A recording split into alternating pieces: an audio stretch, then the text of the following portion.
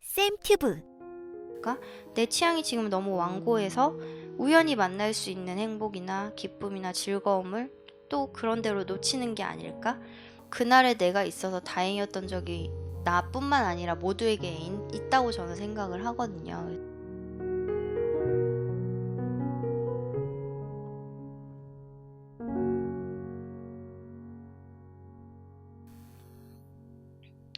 출판사에서 이제 2018년 1월에 제목을 정하는 회의를 했었는데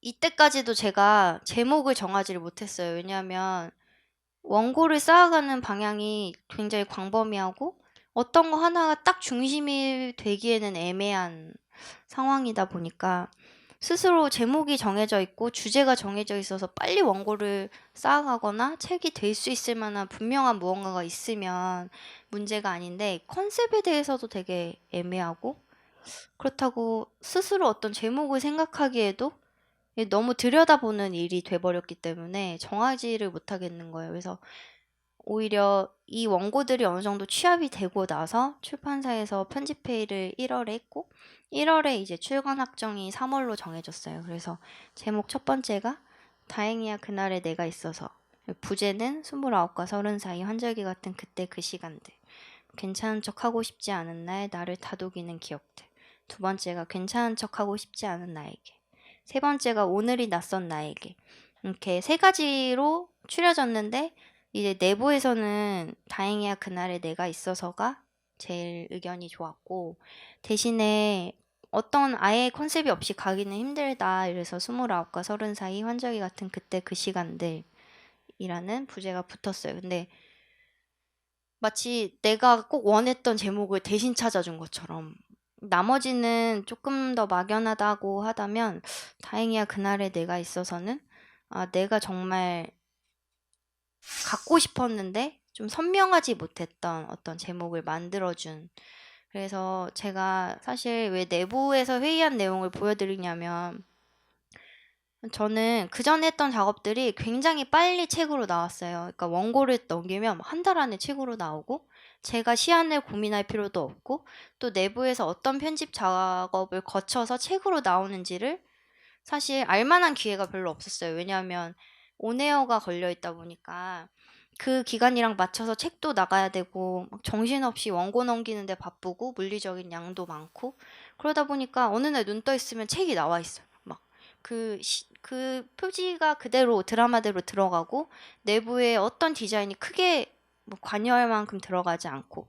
근데 이 에세이 작업을 하면서 제가 제일 많이 느꼈던 거는 그 사람들이 알게 모르게 너무 많은 사람들의 정성이 들어가고 또 많은 사람들이 이 책 한 권을 만들기 위해서 고민을 하고 또 이게 제 첫 책이다 보니까 뭐 그걸 굳이 이제 신경 써주셨다 이렇게 말을 한다기보다는 정말 그래도 잘 만들어 주시려고 너무 노력하는 많은 손들이 있구나, 이걸 좀 제대로 처음 알았던 것 같아요. 네 번째 책 작업이지만.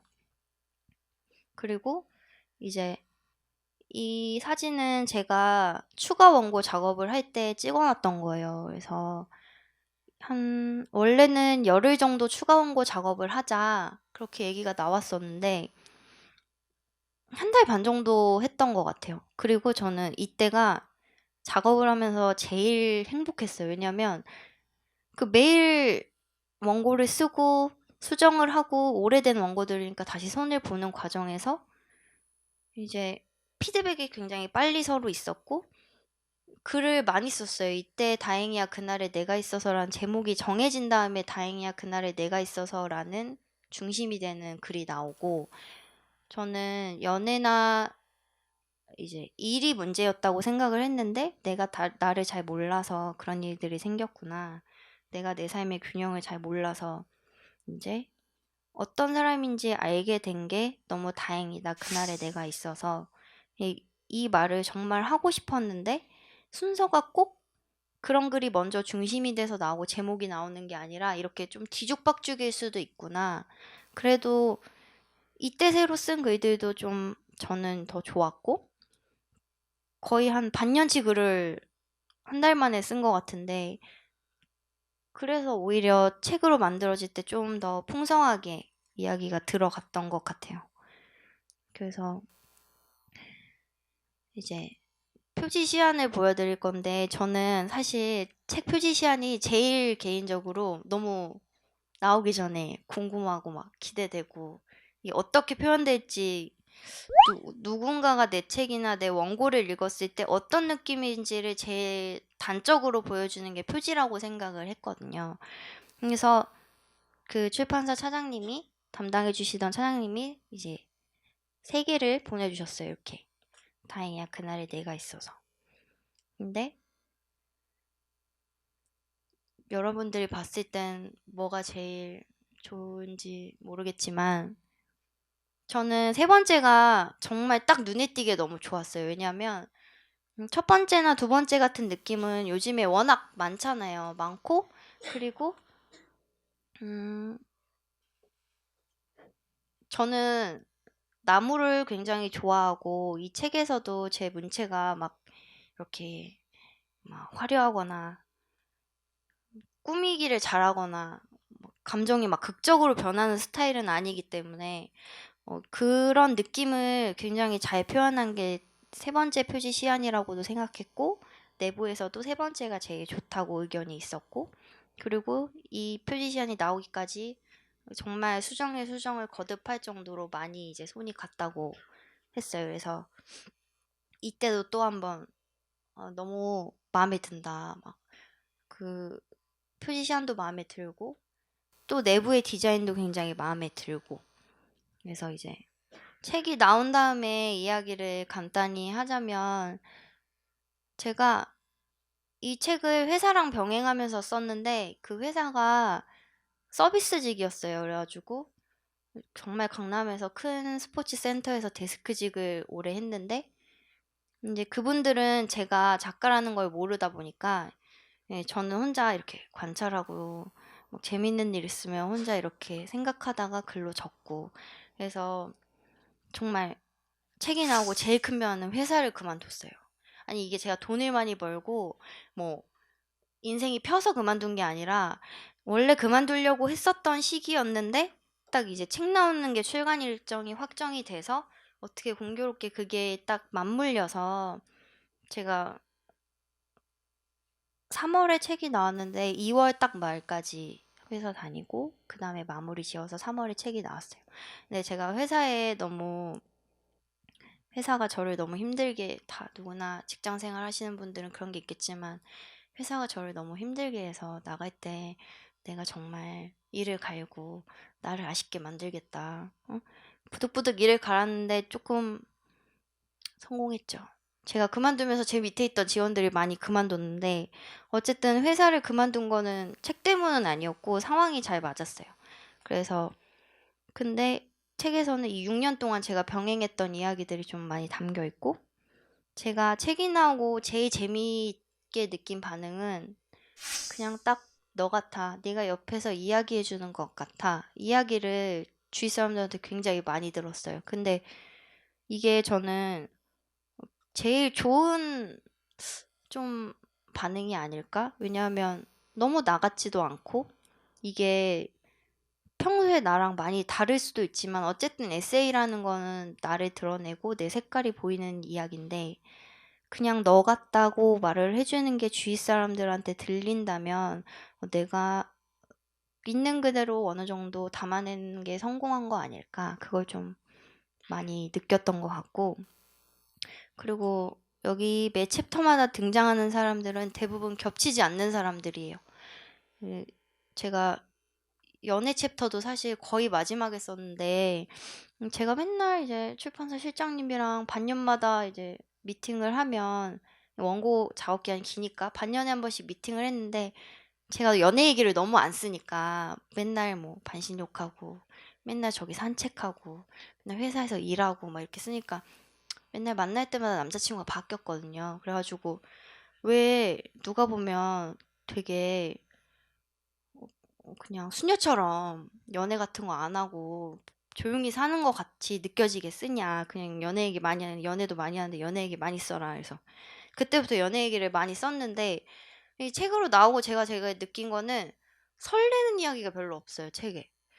그냥 균열인 상태였을 때 오히려 썼던 글이 굉장히 많이 담겼고 그 설레고 풋풋하고 만난 지 얼마 안 됐고 이런 감정들보다는 뭐 이별 후에 어땠고 이런 거를 좀 집중을 많이 했던 게 아닐까. 그리고 이 이야기가 길어지다 보니까 정말 뭐 한두 챕터에 등장하는 중복되는 것도 거의 이제 없고 나머지는 다 다른 사람들의 이야기, 다른 사람들의 생활, 다른 사람들의 성격이 들어가게 된 것 같아요. 그리고 책에 보면 위시리스트라는 목록이 있어요. 그래서 이게 언젠가 이제 회사를 그만두면 하고 싶은 것들을 적어 내려간 목록인데 제가 매 해마다 새해가 되면 이 스케줄러에 그 해에 하고 싶은 것들을 쭉 적어요. 근데 별로 변화가 없어요. 뭐 운전면허를 따야겠다. 뭐 공부를 해야겠다. 물 많이 마셔야지. 이런 게 적혀 있는데 이제 연말이 되면은 그 옆에 위시리스트가 언젠가 회사를 그만두면 하고 싶은 것들이 이제 열받으면 늘어나고 있어요. 막. 그래서 그 목록이 나중에 보면 더 많고 뭐 이런 거예요. 뭐 잠은 원하는 만큼 내가 자고 싶다. 아니면 여행을 진짜 길게 가고 싶다. 그 내가 지금 당장 하지 못하니까 적을 수 있는 것들을 막 적어가요. 회사에서 짜증나게 하면은 막 나중에 어떻게 복수를 하고 막 이런 것도 적혀 있고. 근데 이게 막상 그만두니까 음, 많이 이루지 못했어요. 거기에 이제 잠은 원 없이 잤어요. 제가 제 인생에서 이렇게 많이 잔 적이 없을 만큼 정말 무슨 이틀 동안 자고 이게 이 휴무일 때 자는 거랑 다른 그 감정을 너무 느껴보고 싶어서 제가 매일 너무 못 자고 생활을 했었다 보니까 자고 싶은 대로 자고 또 일어나면 또 자고 밤새도 자고 낮에도 자고 그렇게 자는 건 정말 잘 이뤘는데 그 여행 가는 거는 일정들이 겹치는 바람에 이제 길게 못 가고 잠깐 다녀오긴 했어요. 근데 아직도 운전면허는 없고 또 공부할 생각은 있지만 공부를 못 하고 있어요. 거기서 말하는 공부는 다른 게 아니라 이제 뭐 1년인 단위의 공부 같이 오래 해야 되는 것들 그런 것들이 좀 얘기가 있거든요. 그래서 이 책에서 내가 무슨 이야기를 하고 싶었을까? 그걸 따지면 내가 아는 나와 내가 바라는 나가 조금씩 닮아가던 시간을 담았구나.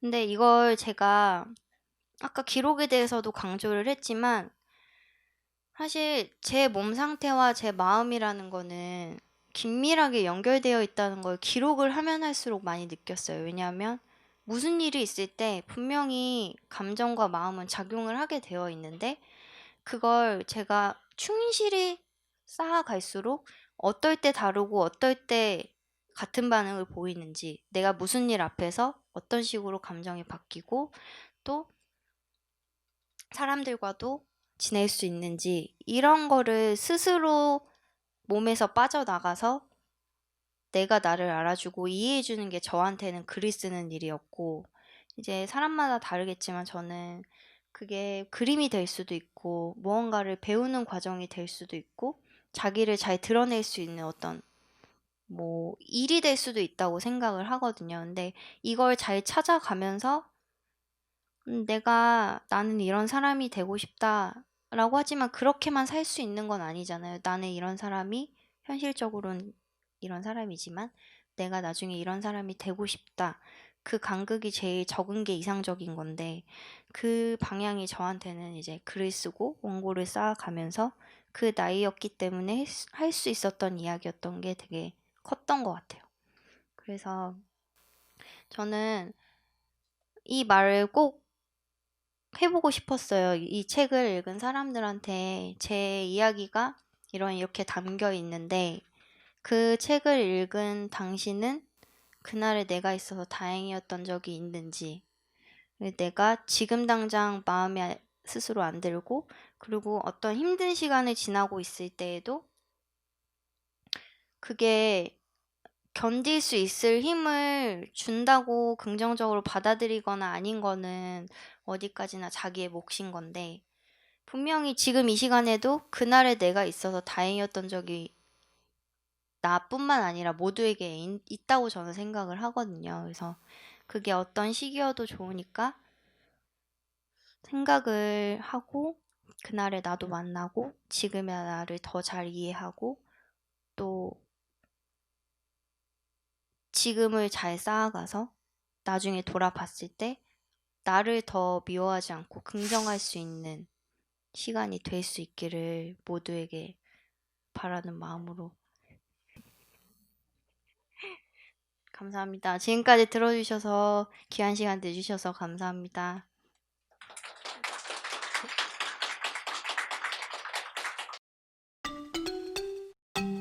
쌤튜브